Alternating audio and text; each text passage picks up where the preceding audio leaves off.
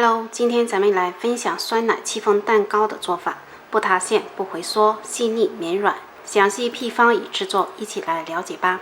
5个鸡蛋，先将蛋清、蛋黄分离。鸡蛋我是从冷藏室拿出来的，我这鸡蛋48克左右一个。蛋黄中倒入30克玉米油、2克盐，用蛋抽搅至看不见油芯，完全混合即可。再倒入100克浓稠酸奶，几滴香草精。继续搅拌混合均匀，最后筛入85克低筋面粉，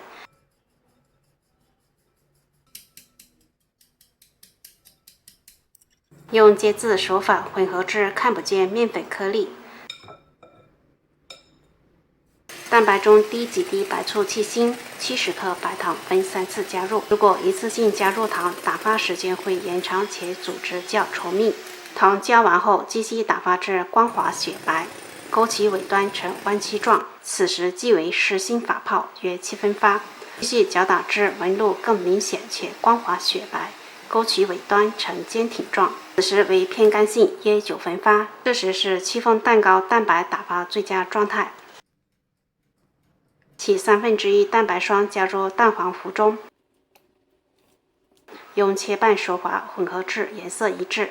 将蛋黄糊全部倒入蛋白霜中，同样用切拌的手法混合均匀。